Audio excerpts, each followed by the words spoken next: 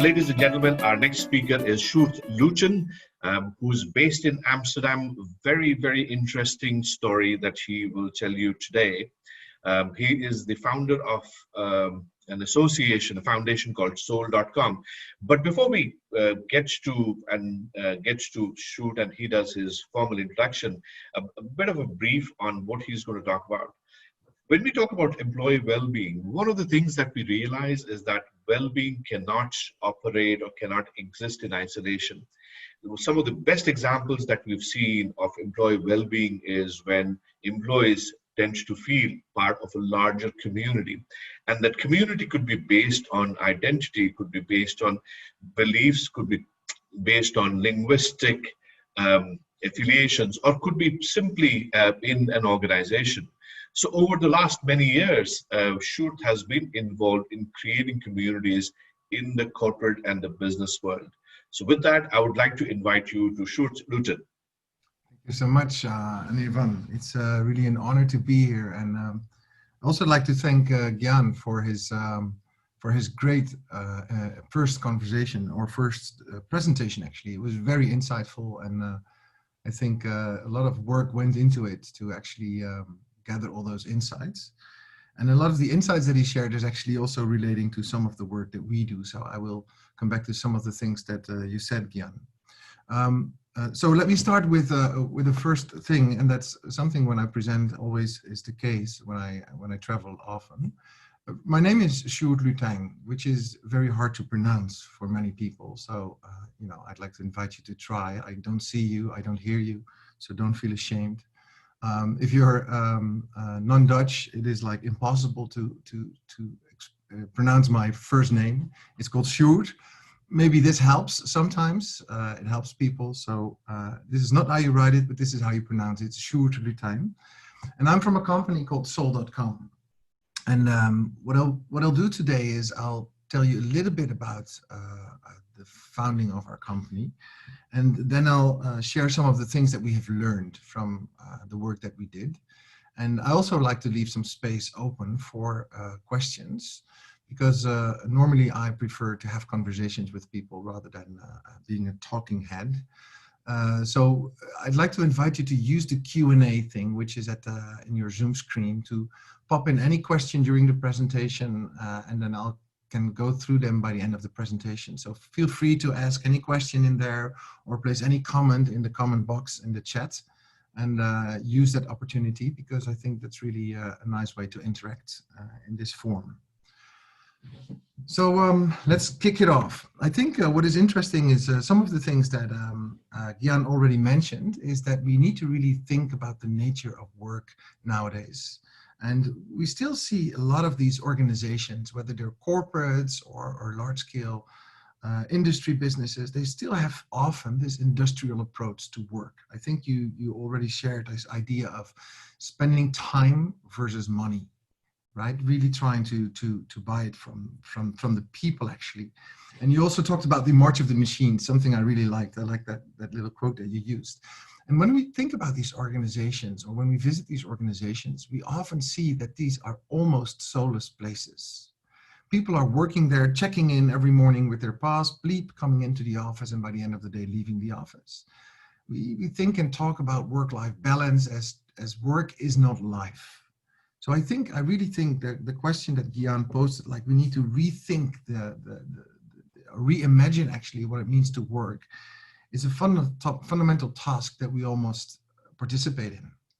And just to tell you something about myself, I've been greatly inspired by many people, and one of the persons that inspired me immensely in the past was a man called Buckminster Fuller, Richard Buckminster Fuller. He's an American architect who has been thinking about the world for a long time, and he passed away, I think, in the end of the 80s.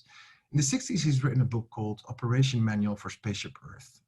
And in this book, he was thinking about what is our fundamental task as people to make sure that this spaceship that we're living on, Earth, is able to sustain humanity's life and living, actually. And he said, it is our task to make the world work for 100% of humanity. And this sounds like an impossible dream, like this idea to make the world work for 100% of humanity. But yet I feel we should not settle for less. But then we should also ask ourselves, what does it mean to be human? What does it mean to be a human that is working? So I believe that using just the hands of people for labor is not using the human qualities. I think we should really think about how can we change these soulless places into vehicles that can harness the powers of the human spirit, that can use all those capacities that Ian also was already mentioning, that creativity, that ability to understand complexity and ask questions, and helps to work towards such a great purpose to make the world work for 100% of humanity. And I think this is really one of the starting questions that I want to keep in mind. How can we help organizations to become vehicles to harness the powers of the human spirit? So let me go back to Soul.com. Soul.com, in essence, we have this statement that says we're transforming companies into communities. And when we talk about that, there's so much we can say about communities, and we'll dive into that for a moment, in a moment. But for now, I'd like to zoom in for a split second to the word company. And just remind ourselves, where does the concept or the word actually for companies come from? And it consists of two words. Of the first word part that's called com, and the second part that's called panis. And it actually means, com means together, and panis comes from bread. So the word company actually means eating bread together. And I think this is such an interesting insight to realize that companies were formed naturally for people to eat bread together, to break bread together, to live together, to share resources. And this whole concept of togetherness, of doing it together and not in isolation and not just for a few, is, I think, a concept we must somehow bring back to organizations. So one of the questions that we got when we started with Soul.com a long time ago was, how can we help companies to become a source for good? And I think also, Jan, you also mentioned it, like we need to develop higher ethical standards when we think about work and when we think about being an employer for employees, right? But also, how do we impact the world around us? We need to become a force and a source for good. And we don't want to abuse people. So I think this topic that Devyani and Anivar has set for this setting, how to think about employee well-being, is not just a nice topic. It is one of the most crucial topics we should think about, because most of us are spending a lot of time at work or working. So how can we really think about how to create a space where the people can grow? When we started with Soul.com 22 years ago, we were blessed because one of our friends was thinking with us, and he offered us a framework, 4 pillars for an ethical organization. And as a starting point, I'd like to share these 4 pillars with you guys. So I can share the slides afterwards if Devyani or Anivar can help me with that. But I'll share them with you now. These are 4 pillars that helped us to think about or redefine what a company organization could be like. And the first statement says, make sure that you create a product or service with which you can contribute to the development and well-being of mankind. This was 22 years ago. Create a product or service with which you can contribute to the development and well-being of mankind. And you see that this is the first point. It's at the center of an organization. It's not just serving customer needs. It's not just finding a market or a niche and delivering a product for it. It's not seeing social corporate responsibility as one of the side products. It's placing at the center service to mankind. Create a product or service with which you can contribute to the development and well-being of mankind. The second point, and I think this relates a lot to the topic of today, is create opportunities for each individual inside the organization to grow to the broadest sense of the word, to grow to the maximum of its potential. So create those opportunities. And I think this is a responsibility that each employer has to create these opportunities. The third pillar is to create opportunities for the company as a whole to develop in unity and harmony. And I think this is one of the things that really struck me when I got these 4 points. All of them were revealing, but this one was extremely interesting to me, as it wasn't talking about an organization as a collection of individuals, unpredicted with a type of contract or position. It was talking about the organization as a whole. So create opportunities for the company to grow and develop as a whole and in unity. And the fourth point was create a reasonable profit to continue the existence on the long term. And I think it's just interesting when you go back to the overview of the 4 points, and again, we'll share them later, to realize that these are such relatively simple pillars for an organization, but they're really changing the fundamental mental models beneath what an organization is.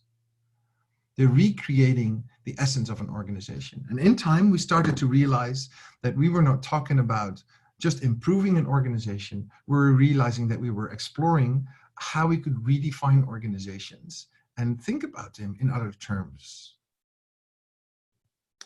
Now, we use the word communities. And it's not just a word, it's a concept.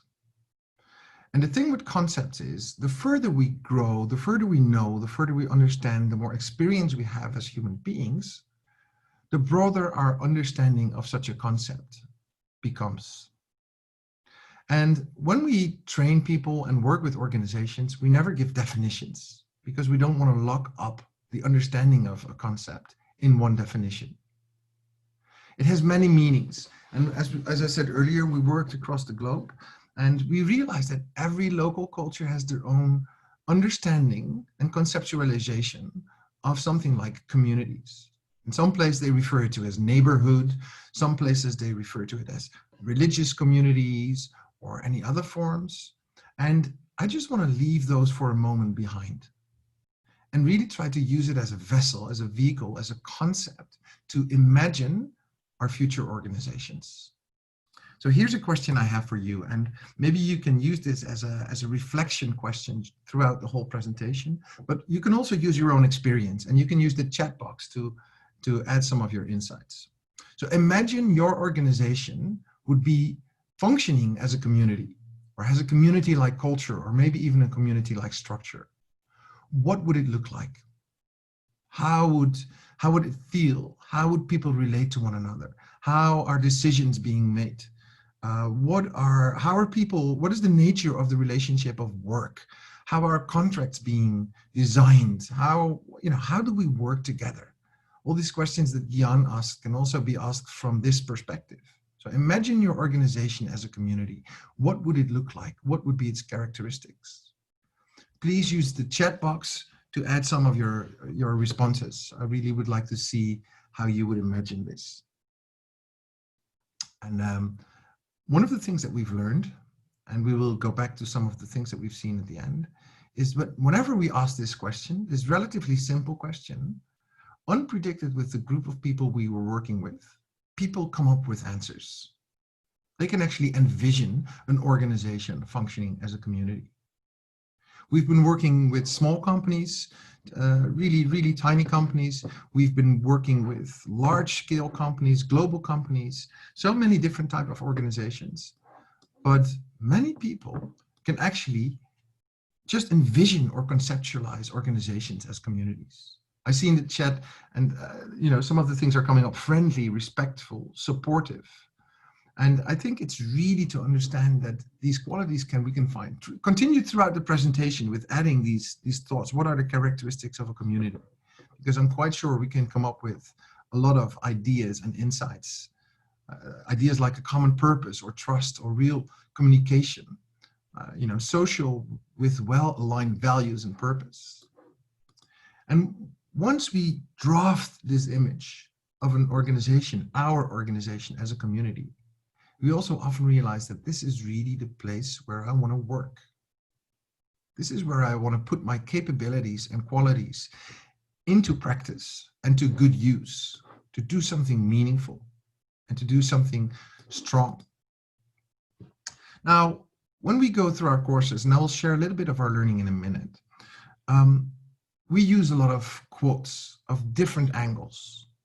And just one of the quotes is from a guy called Peter Block. He's been synthesizing a lot of work of others and putting his own experience into it about how to build communities.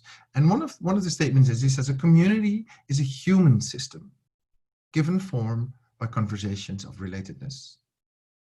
And what I really like about it is that it at first emphasizes the fact that it is a human system, not a vessel to make profit or make money. It's also part of it. Remember the fourth pillar, create a reasonable profit so that you can continue to exist in the long term, but it's not its main purpose. It's a human system. It's based on conversations of relatedness. When we work with our courses and when we build capacity in our approach, this is really one of the things that we do, is look into many different sources of knowledge that we can use to grow our understanding of certain concepts. So one of the things that we do at soul.com, and there's a few lessons that I'd like to share. And one of the first lessons I'd like to share is we've learned that you don't build communities from the outside. So we've been working with, as I said earlier, with international organizations, corporations, smaller companies, banks, but also charity funds. And one of the things that we've found is that if the organization and the people inside the organization are not intrinsically motivated to go through the change process themselves, it is hardly sustainable. So the approach that we have found throughout our 22-year journey is the approach of capacity building. How do we build the capacity in people to transform their organizations into communities? And when we talk about capacity building, we don't just talk about a set of skills. We talk about the whole collections of insights and knowledge, of qualities and attitudes, and of skills and abilities to perform certain tasks with more impact. And these capacities don't come by themselves. They grow when we practice, when we take actions, when we progress. Now, we've also learned that you don't build communities from the outside. So there's no consultants who can actually do the job. And you can train people.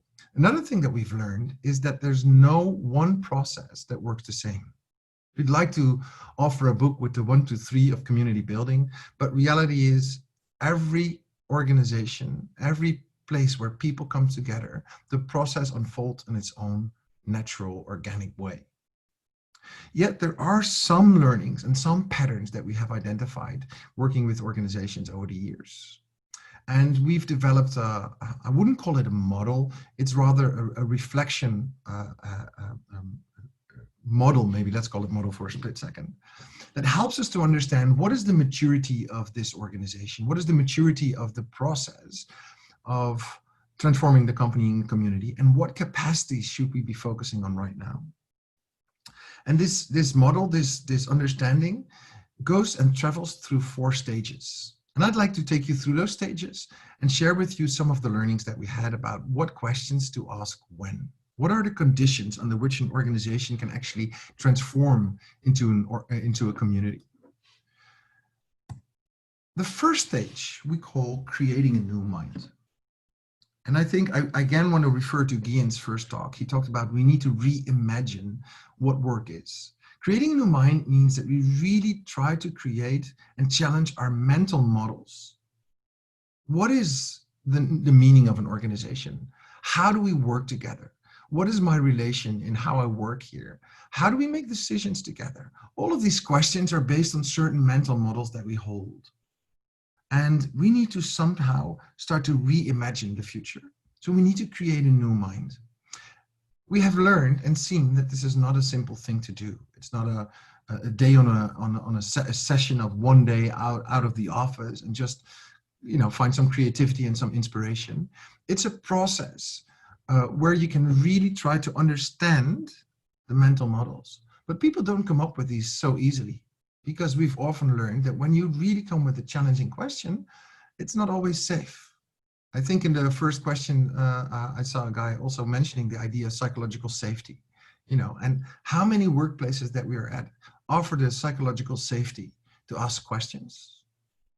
Currently, we see a lot of conversations, particularly in the US and maybe also other parts in the world, that are talking about racial discrimination or gender equality, or all these topics that actually try to reimagine the workplace.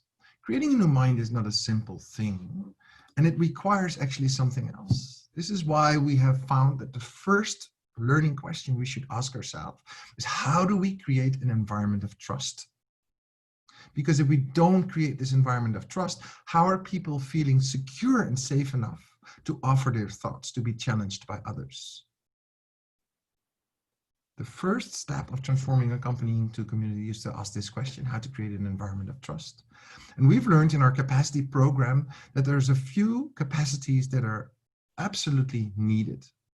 So in our courses, we do actually two things. One is we create a new language to think and talk about organizational change.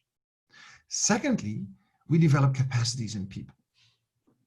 When I talk about a new language, it's not just new words, because community is not a new word, but it's working on the conceptualization of those words, the understanding of those words, and using those words in the context of work. When we talk about capacities, we've learned that the first capacities that are needed in order to create an environment of trust is the capacity to listen to one another. And I'm not just referring to the, yes, sure, I understand. Right? It's not just a course to work on. The capacity to listen is to understand the other person, to dive deep into what the other person is meaning, and to, from that perspective, relate to the other person. The second capacity is the capacity to have and engage with each other in meaningful conversations, to understand each other's point of view, to challenge assumptions, to reorient perspectives, to expand consciousness, and to focus our energies. And the third capacities we'll focus on in order to create an environment of trust is the capacity to reflect upon our actions and our words. Having an environment of trust is not enough, we've learned, in order to create a new mind. So the second learning question is, how do we create a space where hope can grow? And you already see here that we're using quite some challenging concepts in working with organizations, because I remember when I used the word hope like 10 years ago in a car industry organization, and the guy, you know, he was having many people, and he said, like, hope is postponed disappointment. And I was really shocked, because for me, hope is a strong word that elicits from us the will to act, as the subtitle says. And I just want to share with you a quote from a lady called Rebecca Solnit. She says, hope locates itself in the premises that we don't know what will happen, and in that spaciousness of uncertainty is room to act. When you recognize uncertainty, you recognize that you may be able to influence the outcomes, you alone, or in concert with a few dozen or several million others. And I think it's fundamental to realize that in these current times where uncertainty is becoming part of our understanding, where we realize that the complexity, the amount of relationships we have to consider in the world, and the uncertainty of the situations we are confronted with, like COVID and all the other things that are happening around us, and this, you know, the climate change and everything, that in that uncertainty about the future is actually space to act. This is where we can take responsibility. These two pillars, the how to create an environment of trust and how to create a space where hope can grow, form the basis of the first stage, how to create a new mind. And just to share with you, what are some of the capacities we'll be learning during the Hope course, is the capacity to read reality. Gian talked a lot about system understanding, and this is one of the fundamental things. We have to think in whole systems. We have to understand relationship. How do we read reality? How do we serve as mental models that created certain structures? How can we learn as a group, not just as a collection of individuals, but as a whole? And how can we see and recognize potential, not just for business, but for us to take ethical and responsible actions? We've seen that people in organizations, in small groups, once they start to really have a vision of hope, they start to change the reality of the organization, and it enters into a second stage of maturity, and we call that creating a movement. You know, it's not the whole organizational change at once, but we do see that certain groups start to become active, and they become an attractive force or source for others. It's like a magnet. They pull other people towards them. And this is where we talk about how do we create a movement inside an organization to change the reality of the organization, to change a new culture, a new way of working, making new types of decisions, sparking innovation and creativity to change the future of the organization. In creating a movement, we need new capacities. And this is why we talked about in the next book of our course, how can we strengthen solidarity amongst people? One of the things that I've learned about creating movement is that movement, one of the qualities of movement is resistance. We often think, how do we resolve resistance? How do we deal with resistance? But actually resistance only comes up when movement is happening. When we're standing still, there is no resistance. So how can we use that resistance to move towards a new future? Because those groups or people that are resistant also have strength and power to put into the transformation and the change. That's why we talk about how do we create a space where solidarity can grow? How can we promote solidarity? And solidarity means actually mutual support. So whenever we come to resistance, whenever we come to people who are actually challenging our approach or who are not participating in the movement, how can we create more mutual support amongst each other in order to continue with our journey? Because it's not always a rose garden, right? To transform an organization into a community. The subtitle of this book is Awakening the Community, or the Community Spirit. This is when it becomes larger. One step of creating a movement is to create more groups inside the organization who participate in the process. Some of them being aligned, others might be having other ideas. Once the group becomes bigger and larger and more people start to join, this is when we go into the next stage of development. And that's why we call the fourth book, and it's also part of creating a movement, unity, working as one. The word community has in itself the concept of unity. How can we be united? How can we develop unity of purpose, unity of vision? And vision for me is not a document with ideas how to reach certain goals in 5 years. Vision is a capacity. It's the capacity to see, to recognize the current reality, the injustices around it, but also to see where the opportunities and responsibilities towards the future are. So how can we develop a unity of purpose, unity of vision, unity of thought, and unity of action? How can we learn to work as one? And this is really the capacities that we're trying to help build in this stage, where the organization becomes a movement. One of the things that we also have learned is that even if organizations have become vessels, vehicles for social good and helping people to unlock their qualities and their spiritual powers, is that it's also often depending on a few people who take a lot of initiative in these movements. So this is where we enter the next stage, and we call it creating new models. And the main question driving this stage is, how do we safeguard the movement? How do we make sure when certain people fall away that the process is not stopped, that it actually continues to reinvent itself? This is the stage where we have to create new structures that safeguard the movement. So questions that come into place here: how do we make decisions? What leadership models do we have? How do we look at salary justice? How is the representation between women and men, and how are they treated? Are they treated equally? Many of those questions will come into place in this stage. One of the questions that came to soul.com in the last years is, how's the ownership model of the organization? Can a community be owned? And one of the things that we've learned is that for us, the answer was no. So we've transformed our organization from a shareholder-owned organization into a cooperative where all the members are becoming part of and owners and beneficiaries of the organization, so that it becomes a sustainable structure, not depending on founders or a few people who took a lot of initiative in earlier stages. It can become really independent of some of the people driving it. And this is where the organization becomes a sustainable community. And I think this is one of the things that we've learned, is the difference between a movement and a community is really also the point where there's structure in place, where the community is safeguarded. A lot of movements come and go, but communities should be here to stay. The last stage that we talk about is we talk about creating meaning. This is this ongoing journey of learning and transforming itself, because it's not just this one idea that stays the same. An organization is part of a whole. A community is part of a larger whole. Transforming companies into communities doesn't have the purpose to build communities in itself.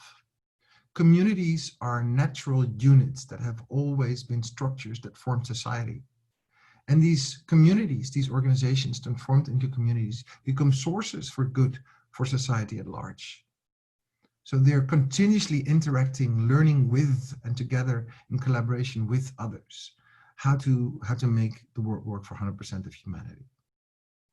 These are the 4 stages that we have learned, that we need to ask ourselves the question, what capacities are needed at certain stages? And obviously, it looks like a linear path, but it is not always like that, because it grows naturally step by step. Sometimes I draw those stages, and I'm just looking at the first 4 questions here, like this. And I would like to think about step by step building it up. But the further we come, the more stronger the foundation is needed. For example, when we deal with the complexity of an organizational change as a whole, and when we're developing capacity for unity, even more solidarity is needed, or even more unfolding visions of hope are needed. And for those visions of hope to grow, we really need to create more trust amongst people. So it's not we can check the box on trust and then we're done. It's an everlasting journey that keeps on expanding our work. But it starts with this first and foremost important question. When we think about organizations and think about how we work together, do we really have this environment of trust? A place where people can ask questions, can bring to the surface their concerns and securities, their desires, their uncertainties, their creative ideas, their caring for each other. And I think this is, for many organizations, the point to ask ourselves as leaders, but also as people, as colleagues. So when we talk about this course that we have developed, we call it soul-driven leadership. And I think the definition of leadership for us has transformed here from leaders as a manager towards asking yourself the question, what is leading me? And to use that as an example towards others. And to realize that in the essence, in the center of the organization, is not the owner, is not the business idea, is not the shareholder, but is the true purpose of this organization. This is where the soul derives its meaning for. This is what gives motion, movement, and meaning to work. I'd like to go back to this question that I asked earlier. Imagine your organization as a community. What would it look like? Normally, I'd like to engage in a conversation with you guys, just to talk about what you have learned and seen, and to share those together and say, hey, this could be an organization that we have developed together, actually, already in a few minutes. But I'd like to share some of the learnings, as we are not able to have a conversation right now. And one of the fundamental things that we've seen is that companies have employees. And I think, Gyan, you mentioned we need to disrupt the concept of work. And I think here it is. Communities have members. And that's a fundamental different nature of relationship. When you're an employee or when you're a member of something. When you sign up to be responsible and accountable and contributing to that you're putting your capacities and capabilities to work. Sometimes we talked about we need to redefine work. We need to work from jobs towards work, from work towards meaningful work, and maybe even from meaningful work to work as service to humanity. And I think if we really want to think about the well-being of our employees, this is a question we should ask ourselves. How can we create meaningful work to reshape the world together? Here are some of the answers that people gave to our questions when we asked, like, what does a workplace like a community look like? They talked about trust, hope, solidarity, unity, justice, not to forget service, togetherness, creativity, growth. We talked a lot about diversity, but diversity is not a concept isolated. It doesn't go on itself. A lot of the conversations we nowadays get requests from is, we need to talk about diversity. How can you help us to talk about diversity? But we don't talk about diversity as something to be solved. Diversity is something to be embraced, to celebrate, because it only gets meaning in the light of unity. So we talk about the unity in diversity. And actually, unity demands diversity. Many organizations or people in organizations talk about it's purpose-driven. It has a strong set of values. We saw some of these things coming by. Learning, I love that was put in there by Mary Jane. Without a doubt, organizations are talking about, communities are talking about learning. It's innovation. The true spark of innovation is in human interactions. It's not something that can be calculated in an Excel sheet, right? It's the creativity where you don't know anymore who came up with the idea, but somehow in the interaction between people, an idea came to the surface. It emerged as an emergent property that wasn't part of one. So if you really want to create a culture of innovation, you have to create this space where people come together, where humans are first, as Ilse says. Thank you, Ilse. It is a space of mutual support, of human and people-centered. It also is a space that is focused on sustainability. And I'm not just talking about the climate change. I'm meaning with sustainability, the concept to stand time amongst uncertainty and volatility, to be able to reinvent itself. One of the questions we have been asking ourselves in Soul.com during the beginning of COVID, how can we actually become a place where you can hire more people rather than just firing people because of the economical challenge? How can we create work? That's questions that come up as a sustainable force. To become responsible, and some people actually said to become the best company that we can imagine. That is actually what it means to be a community. So these are some of the things that people came up with, and I think you all shared also already some of these ideas in the chat, and thank you so much to see that happening. I'd like to offer some space for some questions and answers. Before that, I'll drop into just a practical thing. This Friday, this week we have a course called Soul-Driven Leadership. And this Friday, we have the opportunity for you to engage in meaningful conversations with the participants. You can enroll through our website. It would be really nice to have you as a guest. It's totally free. You don't have to prepare. It's just a way how to interact with people and to learn something about how to have meaningful conversations together with others. So please feel free to join. You can sign up at soul.com. And now there's some time for questions and maybe some of our experiences. Thank you so much. Anirvan. Thanks, Sjoerd. So yeah, I'll ask people to put their questions in the Q&A box, as well as, I see some comments already coming up. One of the questions that I see, which is coming up around communities, is people are saying, what kind of size of companies does it have to be? Is it universal? Does it work better in some shape or size of a company? Or what's your take? And I think it's a question that I've often get, right? Is our company really fit for this? Because we're even tiny, or we're so big, we like have 80,000 employees. How can we start with this? And it's human work. So it always starts with small relationships. We're working with small startups, with large corporates, with all different types of fields, in the social field, in education. And we've seen this because it's human work, and it starts with small relationship. It doesn't really matter what the size of the organization is.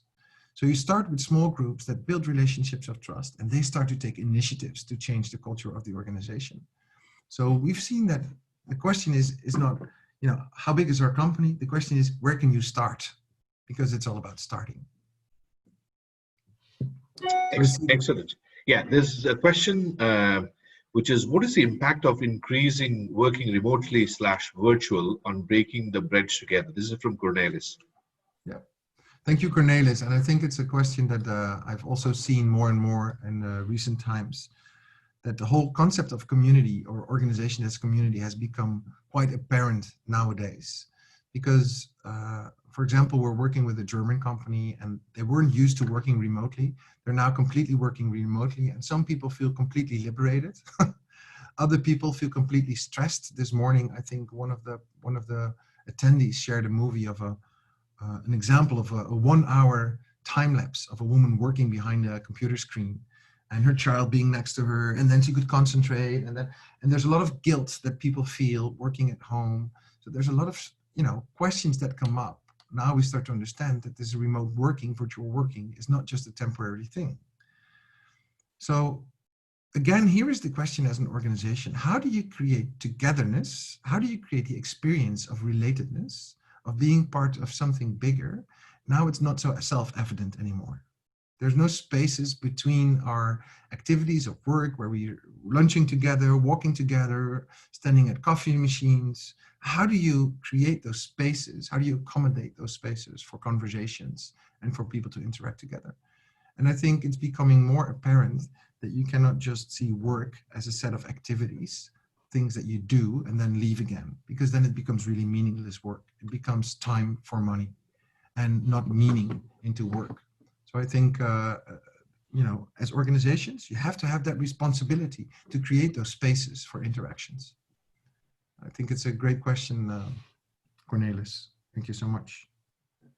Excellent. And I think we have time for just one more question. Let's see. Yeah, so this question is, how long does it take for this transformation into communities in companies? Is it a few weeks, few months, few years? Yeah, it's one day I got a question from a client of mine, and he said, I want to do this. I really believe in it. It's very inspiring. Can I start with this and take 1 or 2 years to do it? I said, well, it may take up a few years, maybe 15 or 20 years. And he said, oh my God, I can never do that, right? This is not. I said, well, it's not about the length, actually. It's about the process in itself. It can also take up to 2 years. The thing is, it takes determination, and you cannot fake that process. So you have to go through steps because it is all built on human relationships, and it has to be sincere and truthful. It is not a collection of tricks. It's a collection of building capacities.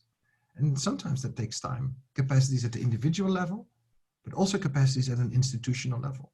So the institutions inside the organizations have to build new capacities, how to take decisions and how to help people in organizations to understand and see what is the direction of travel, to be part of that. And then also capacities at a community level, at an organizational level. And it just takes a little bit of time, but you can start relatively quick, and it's really pragmatic, actually.